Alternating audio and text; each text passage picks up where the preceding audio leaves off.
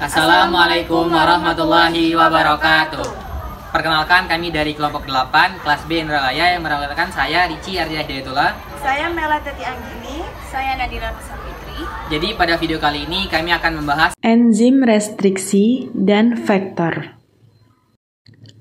Tujuan: mahasiswa menguasai pondasi saintifik materi enzim restriksi dan vektor cloning gen. Prosedur proyek: 1. Cari dan pahami materi mengenai enzim restriksi dan vektor. 2. Pahamilah bagaimana enzim restriksi dan vektor digunakan dalam rekayasa genetika. 3. Sediakan alat dan bahan untuk pembuatan video. Dan 4. Rekam video proyek yang telah dibuat dengan semenarik mungkin. Materi singkat, enzim restriksi adalah protein nuklease yang mengenali urutan nukleotida DNA yang spesifik dan pendek, dikenal sebagai sisi restriksi atau urutan target atau urutan pengenalan, dan kemudian memotong DNA hanya di sisi tertentu. Setiap enzim restriksi hanya mengenali satu atau beberapa sisi restriksi. Setelah mengenali urutan targetnya, enzim restriksi membuat potongan beruntai ganda pada molekul DNA. Biasanya pemotongan berada di atau dekat dengan sisi restriksi dan terjadi dalam pola yang teratur dan dapat diprediksi. Vektor merupakan molekul DNA yang dapat ditempatkan dalam suatu sel dan digunakan sebagai pembawa karir DNA asing pada sel tersebut. Vektor harus memiliki kemampuan untuk bereplikasi secara mandiri dalam sel bakteri, sehingga tidak perlu diinsersi pada genom bakteri. Setiap jenis vektor memiliki ciri-ciri yang mungkin tidak ada pada vektor lain. Perlu dicatat bahwa setiap jenis vektor cloning memiliki keunggulan tertentu yang membedakannya dari vektor lainnya. Bahan atau objek. Dalam hal ini ada beberapa gambar atau bahan yang kelompok kami gunakan untuk menunjang penjelasan tentang enzim restriksi dan vektor. Pembahasan enzim restriksi endonuklease. Pada pembahasan di bab terdahulu telah dijelaskan tentang enzim yang merupakan protein aktif yang berfungsi sebagai biokatalisator, mengkatalisis reaksi-reaksi pada makhluk hidup. Enzim restriksi endonuklease adalah enzim yang biasa digunakan dalam rekayasa genetika. Enzim restriksi endonuklease adalah enzim yang memotong tulang punggung gula fosfat dari untai DNA. Sebagian besar enzim ini telah diisolasi dari bakteri, di mana mereka melakukan fungsi pertahanan inang untuk sel. Enzim-enzim ini mengenali urutan basa DNA spesifik dan membelah kedua untai molekul DNA untai ganda di atau dekat lokasi pengenalan. Sifat pemutusan yang dihasilkan oleh enzim restriksi endonuklease sangat penting. Enzim restriksi endonuklease memotong molekul DNA dengan dua cara. Cara yang pertama, jenis pertama banyak enzim restriksi endonuklease memotong kedua untai DNA hanya pada titik yang sama dalam urutan pengenalan. Sebagai hasil dari jenis pembelahan ini, fragmen DNA dengan ujung tumpul dihasilkan. V-full HL alul adalah contoh endonuklease restriksi yang menghasilkan ujung tumpul. Ujung tumpul juga dapat disebut sebagai ujung yang menonjol. Yang kedua, jenis kedua pemotongan oleh enzim restriksi endonuklease. Kedua untai DNA dipotong pada dua titik yang berbeda. Pemotongan tersebut disebut sebagai pemotongan terhuyung-huyung dan ini menghasilkan generasi ujung yang menonjol, yaitu satu untai helix ganda memanjang beberapa basa di luar untai lainnya. Ujung seperti ini disebut ujung kohesif atau lengket. Adapun dua cara pemotongan molekul DNA oleh enzim restriksi endonuklease dapat dilihat pada gambar di bawah ini. Berikut merupakan jenis-jenis enzim restriksi endonuklease. Yang pertama, enzim restriksi endonuklease tipe 1. Ini adalah jenis kompleks endonuklease yang memotong hanya satu untai DNA. Enzim-enzim ini memiliki urutan pengenalan sekitar 15 BP atau base pair panjang. Enzim ini membutuhkan ion Mg+ dan ATP yang berfungsi, di mana jenis restriksi endonuklease seperti itu memotong DNA sekitar 1000 BP dari ujung 5 aksen dari urutan DNA yang terletak di dalam sisi pengenalan. Contoh penting dari enzim endonuklease restriksi tipe 1 adalah ECOK dan ECOB. Yang kedua, enzim restriksi endonuklease tipe 2. Ini adalah enzim restriksi endonuklease paling penting untuk cloning gen dan karenanya untuk teknologi DNA rekombinan. Enzim restriksi ini paling stabil. Enzim retriksi ini menunjukkan pemotongan hanya di sisi tertentu, dan karena itu enzim retriksi ini menghasilkan fragmen DNA dengan panjang yang ditentukan. Enzim-enzim ini menunjukkan pemotongan di kedua untai DNA tepat di luar urutan pengenalan. Enzim ini membutuhkan ion Mg++ untuk fungsinya.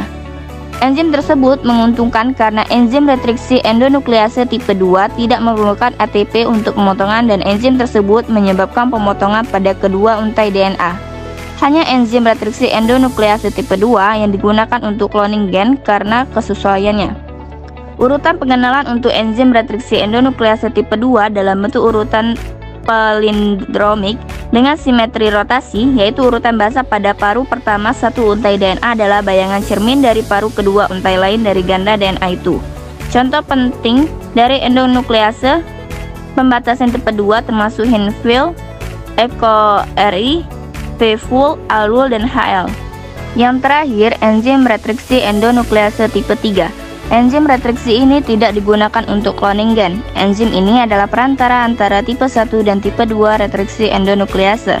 Enzim ini membutuhkan ion Mg++ dan ATP untuk pembelahan, dan enzim ini memotong DNA di luar sekuen yang dikenal. Enzim retriksi tipe 3 juga melakukan pemotongan acak di luar urutan pengenal yang dikenali, misalnya INV3. Tata nama enzim retriksi terdiri dari 3 bagian. Yang pertama, menunjukkan genus dan spesies organisme tertentu dengan menggunakan singkatan menjadi 3 huruf. Kedua, menunjukkan strain spesies yang relevan dengan menggunakan huruf, angka, atau kombinasinya. Dan yang terakhir, menunjukkan sistem modifikasi retriksi spesifik yang ada dalam organisme atau strain yang sama dengan menggunakan angka Romawi. Contoh nama enzim retriksi EcoRI diturunkan sebagai berikut, yang tertera pada tabel di bawah ini. Enzim retriksi eksonuklease. Eksonuklease adalah enzim yang menghilangkan nukleotida dari ujung molekul asam nukleat. Sebuah eksonuklease menghilangkan nukleotida dari ujung 5 aksen atau 3 aksen dari sebuah molekul DNA. Sebuah eksonuklease tidak pernah menghasilkan pemotongan internal DNA. Dalam teknologi DNA rekombinan, berbagai jenis eksonuklease digunakan seperti exonuklease BA31, E. coli, eksonuklease 3, lambda eksonuklease. Berikut adalah gambar aktivitas enzim eksonuklease. Vektor. Cloning gen adalah bagian tak terpisahkan dari manipulasi genetik dan melibatkan penggabungan fragmen DNA yang diinginkan ke molekul vektor yang berfungsi untuk membawa segmen DNA tersebut pada sel inang. Setiap jenis vektor memiliki ciri-ciri yang mungkin tidak ada pada vektor lainnya. Perlu dicatat bahwa setiap jenis vektor cloning memiliki keunggulan tertentu yang membedakannya dari vektor lainnya. Namun, plasmid adalah molekul paling sederhana untuk ditangani. Bakteriofag dan virus lainnya dapat disimpan dengan baik untuk jangka waktu yang lama. Plasmid dan kromosom buatan dapat membawa fragmen DNA yang lebih besar untuk tujuan cloning. Semua vektor harus memenuhi syarat umum, yaitu vektor biasanya ukurannya kecil, transfer gen dari sel donor ke penerima relatif mudah, telah diketahui urutan DNA-nya, memiliki setidaknya satu asa replikasi dan mereka dapat bereplikasi di sel inang yang sesuai bahkan ketika mereka membawa DNA asing. Terakhir, kode vektor untuk fenotip yang dapat digunakan untuk mengidentifikasi keberadaan rekombinan dan vektor induk atau vektor yang tidak memiliki DNA asing dapat diidentifikasi dari vektor rekombinan atau vektor yang memiliki DNA asing. Ada beberapa jenis vektor yaitu sebagai berikut. Pertama, plasmid. Plasmid adalah molekul DNA untai ganda, melingkar, mereplikasi diri, ekstra kromosom. Vektor plasmid memiliki banyak fitur yang membuatnya sangat menguntungkan sebagai kendaraan vektor cloning, karena vektor ditemukan banyak salinan di dalam bakteri dan dapat mereplikasi secara mandiri pada sel inangnya. 2. Lambda phages. Phaga memiliki molekul DNA linier, di mana DNA dapat dimasukkan melalui banyak sisi restriksi. DNA rekombina terakumulasi setelah faga melanjutkan siklus litiknya dan menghasilkan partikel faga yang dewasa. Keuntungan penting untuk transportasi faga dari plasmid adalah kemampuannya untuk mentransfer molekul DNA yang lebih panjang. 3. Cosmid. Cosmid adalah plasmid multikopi kecil yang membawa sisi cos yang berasal dari lambda, vaga, dan dapat dikemas ke dalam kepala vaga. Genom lambda berisi urutan pengenalan yang disebut sisi cos atau ujung kohesif di setiap ujungnya. Ketika genom akan dikemas di kepala, itu dibelah di satu sisi cos dan DNA linier dimasukkan ke dalam kepala sampai sisi cos kedua telah masuk. Jadi, setiap DNA disisipkan di antara sisi cos yang dikemas. Cosmid biasanya mengandung beberapa sisi restriksi dan gen resistensi antibiotik. Ketiga, bakterial artificial kromosom. Kromosom buatan bakteri merupakan vektor cloning alternatif. Memanfaatannya meningkat secara proporsional. DAC adalah vektor cloning berdasarkan plasmid F. E. coli dan mengandung sisi yang cocok untuk enzim restriksi dan penanda yang dapat dipilih seperti resistensi untuk kloroform. Dan yang terakhir, Yes artificial kromosom. Kromosom buatan adalah alat umum dalam transfer gen karena mengandung sejumlah besar materi genetik.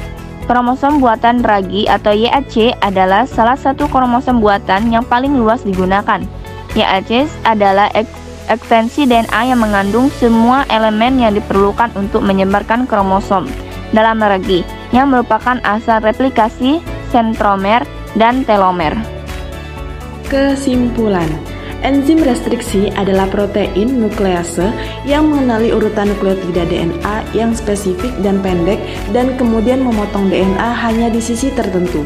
Enzim restriksi endonuklease adalah enzim yang memotong tulang punggung gula fosfat dari untai DNA, sedangkan enzim restriksi eksonuklease adalah enzim yang menghilangkan nukleotida dari ujung molekul asam nukleat. Enzim restriksi endonuklease terbagi menjadi 3 tipe, yaitu tipe 1, tipe 2, dan tipe 3. Vektor merupakan molekul DNA yang dapat ditempatkan dalam suatu sel dan digunakan sebagai pembawa atau karier DNA asing pada sel tersebut. Ada beberapa jenis vektor yaitu plasmid, lambda patch, cosmids, bacterial artificial chromosomes, dan Yes artificial chromosomes. Terima kasih telah menyaksikan video dari kami. Semoga bermanfaat bagi penonton sekalian. Lebih dan kurang kami mohon maaf. Kami akhiri. Wassalamualaikum warahmatullahi wabarakatuh.